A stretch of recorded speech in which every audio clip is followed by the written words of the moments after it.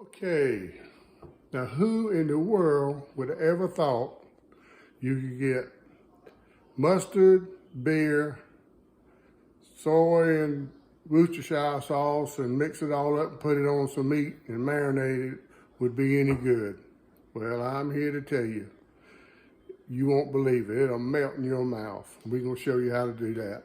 But before we get started, I'd like to introduce you during this recipe to two guys and me and Bobby back in the 80s. We came up with while we were doing our hunting videos. So I thought this would be a good chance to show everybody who Darryl and Billy Buck was. Let's get started. And first thing you do, like everything else on wildlife, you wanna get the meat prepared and cut all this stuff off and get it all ready so you won't have anything that's gonna make your meat be tough.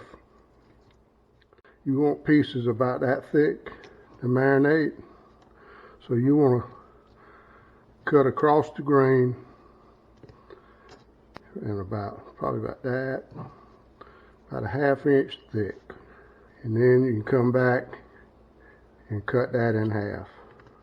Lawry's seasoning salt, we'll sprinkle a little bit out on there, and McCormick steak seasoning. Yeah, put a little bit of that on there, and then my Uncle Worcester's. Make a little bit of salt, Hillshire sauce on there, and then that bad beer that your wife said is going bad in the refrigerator. Go ahead and get some of that. There you go. Put a little bit of that in there. That's going to marinate in there.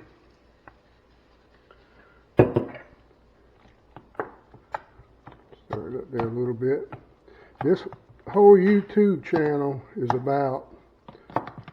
Billy Bob and Friends. So it's about things that we've done for the last 40 years.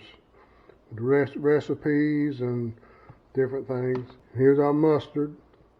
This will stay in there overnight. Oh man, what a beautiful day.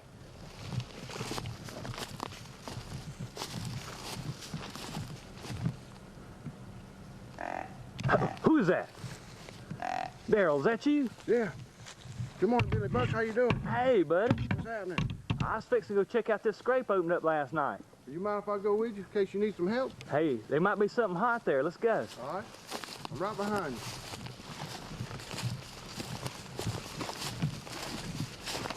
Oh man, what a beautiful scrape.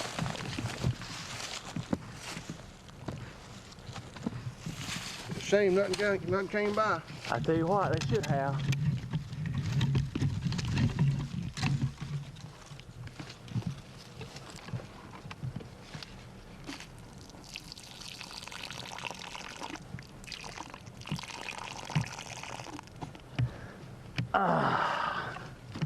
Hey, let's go check out this old scrape. Maybe it'll produce something. All right. I hope so. You don't think Bill and Bobby's here this morning, do you? I don't know. Let's check.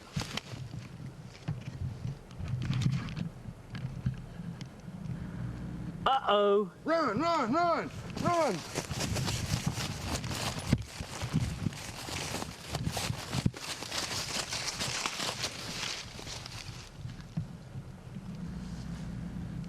Not today. I tell you what, one of these days we're not gonna be so lucky. I tell you, they're gonna get us if we're not careful. What were we doing going by there this early in the morning? Well, where are we gonna go now? I don't know. Let's check out and see if Susie's at home. All right, you don't mind if I tag along? Okay, here we go. We've let our venison soak in the overnight in the refrigerator in the mustard sauce. And we took it out about an hour ago, let it get room temperature. Now we got some self-rising flour, and you don't want to wipe any of that mustard off or anything. You just want to drop it in there.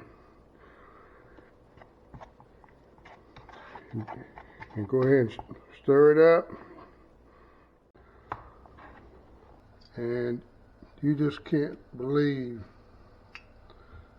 how tender this is going to be.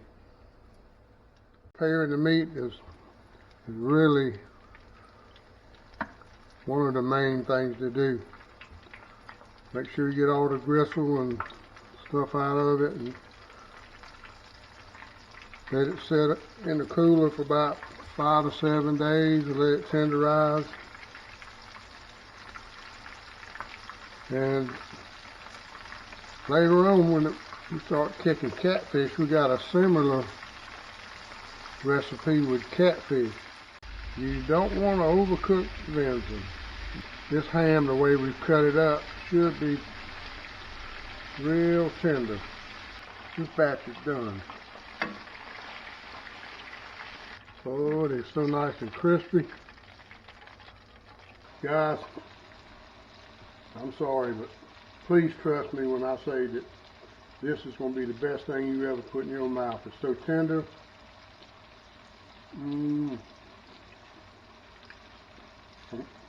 I'm not waiting on no sweet potato. I'm going to go ahead with that batch there. This will be going before this second batch is ready. So that's all it is to it. Please try it and let us know what you think. And we'll see you next time on Billy Bob's Gonna Cooking and Eating. Unbelievable.